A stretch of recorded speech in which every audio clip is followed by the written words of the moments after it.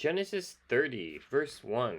Now, when Rachel saw that she bore Jacob no children, Rachel envied her sister, and said to Jacob, "Give me children, or else I die." And Jacob's anger was aroused against Rachel, and he said, "Am I in the place of God, who has withheld from you the fruit of the womb?" So she said, "Here is my maid, Bilhah. Go into her, and she will bear a child on my knees, that I also may have children by her." And then she gave him Bilhah, her maid, as wife, and Jacob went into her. And Bilhah conceived and bore Jacob a son. Then Rachel said, "God has judged my case, and he has also heard my voice and given me a son." Therefore she called his name Dan. And Rachel's maid, Bilhah, conceived again and bore Jacob a second son. Then Rachel said, "With great wrestlings I have wrestled with my sister, and indeed I have prevailed." So she called his name Naphtali. When Leah saw that she said, Stop bearing, she took Zilpah, her maid, and gave her to Jacob as wife. And Leah's maid, Zilpah, bore Jacob a son. Then Leah said, "A troop comes." So she called his name Gad. And Leah's maid Zilpah bore Jacob a second son. Then Leah said, "I am happy, for the daughters will call me blessed." So she called his name Asher. Now Reuben went in the days of wheat harvest and found mandrakes in the field and brought them to his mother Leah. Then Rachel said to Leah, Please give me some of your son's mandrakes." But she said to her, "Is it a small matter that you have taken away my husband? Would you take away my son's mandrakes also?" And Rachel said, "Therefore he will lie with you tonight for your son's mandrakes." When Jacob came out of the field in the evening, Leah went out to meet him and said, "You must come in to me, for I have surely hired you with my son's mandrakes." And he lay with her that night. And God listened to Leah, and she conceived and bore Jacob a fifth son. Leah said, "God has given me my wages, because I have given my maid to my husband." So she called his name Issachar.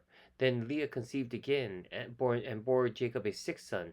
And Leah said, "God has endowed me with a good endowment. Now my husband will dwell with me, because I have borne him six sons." So she called his name Zebulun. Afterward she bore a daughter, and called her name Dinah. Then God remembered Rachel, and God listened to her, and opened her womb. And she conceived and bore a son, and said, "God has taken away my reproach." So she called his name Joseph, and said, "The Lord shall add to me another son."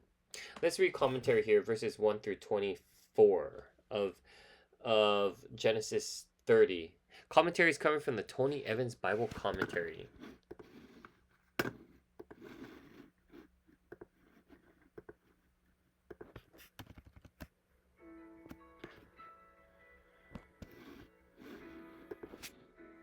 Okay.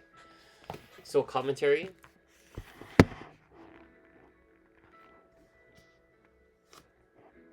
So Rachel was having family difficulties because her sister was bearing children while she wasn't. She envied her sister and felt like she was dying inside. Jacob became angry with Rachel and didn't offer much reassurance other than the truth, but rather cold reminder that God has withheld offspring from you. So Rachel did what Sarah had done, seeking a human solution to her problem. She offered to Jacob her servant Bilhah as a surrogate mom who would have kids on her behalf.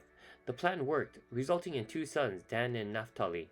Not to be outdone, Leah responded in kind, offering her servant Zilpah to Jacob as a surrogate.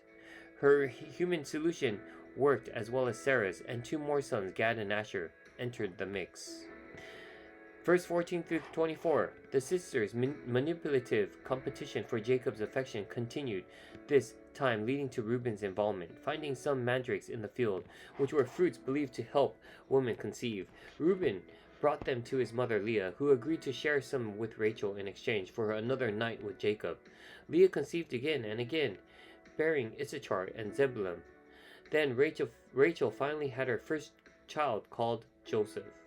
The drama between Rachel and Leah, which rivals anything modern soap operas could produce, reveals God's ability to graciously meet our needs in all things.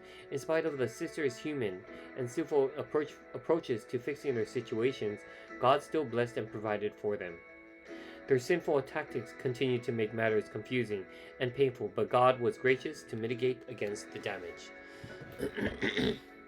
Hey Tornado, how you doing? How you doing? We are actually doing scripture reading right now. I may play some games later after I do the scripture reading for about an hour. I may play some games, but it's gonna be a story survival style game, a survival horror game. It's called Outlast, but if you're into that, stay tuned. If you like, stay in to listen to the word with me. We are in the book of Genesis. We're reading from the beginning of God's creation and the descendants from Adam to Noah to the descendants of Noah and so forth. So if you're into that, stay in here and listen to the word with me.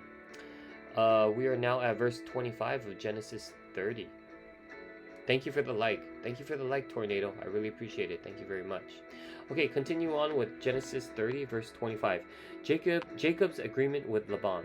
And it came to pass, when Rachel had borne Joseph, that Jacob said to Laban, "Send me away, that I may go to my own place and to my country. Give me my wives and my children, for whom I have served you, and let me go. For you know my service, which I have done for you." And Laban said to him, "Please stay, if I have found favor in your eyes, for I have learned by experience that the Lord has blessed me for your sake." Then he said, "Name me your wages, and I will give it." So Jacob said to him, "You know how I served you, and how your livestock has been with me. For what you have done before I came was little, and it was increased to a great amount. The Lord has blessed you since my coming, and now when shall I also provide for my own house?" So he said, "What shall I give you?" And Jacob said, "You shall not give me anything. If you will do this thing for me, I will again feed and keep your flocks. Let me pass through all the flock today, removing from there all the speckled and spotted sheep, and all the brown ones among the lambs, and the spotted and speckled among the goats, and these shall be my wages. So my righteousness will answer for me in time to come. When the subject of my wages come before you, everyone that is not speckled and spotted among the goats and brown among the lambs will be considered stolen, if it is with me."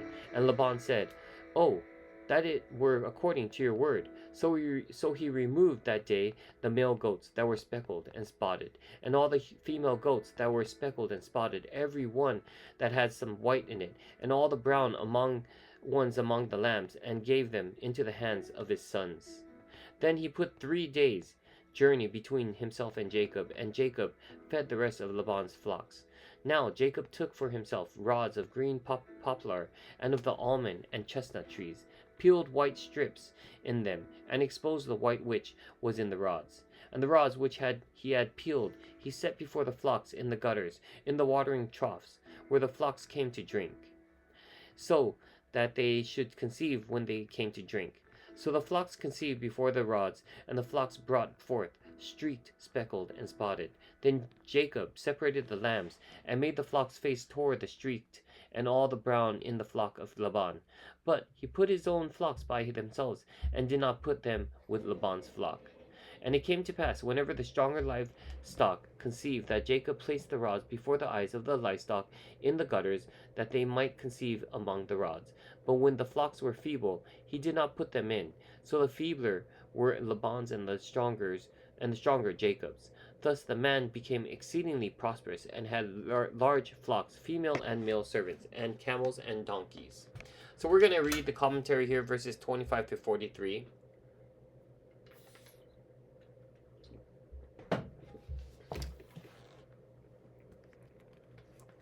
And commentary is coming from the Tony Evans Bible Commentary. So here we read 25 through 36 commentary. Jacob had arrived in Laban's house, poor and alone, but by this point God had multiplied him tremendously, so he desired to return to his homeland.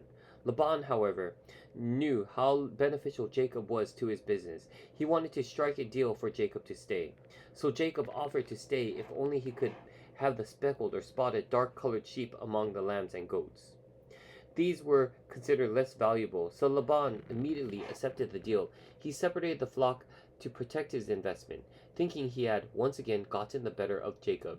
No husbandry, verse 37 through 43, no husbandry manual teaches that animals that breed in the sight of the peeled branches produce speckled offspring.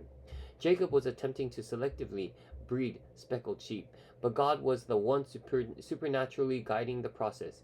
In the end, the weak sheep belonged to Laban and the stronger ones to Jacob, and Jacob became very rich. This is a reminder that it doesn't matter how good a deal seems in human terms, the man on whose side God stands will have the better deal. Okay, that concludes Genesis 30. Stay tuned for Genesis 31.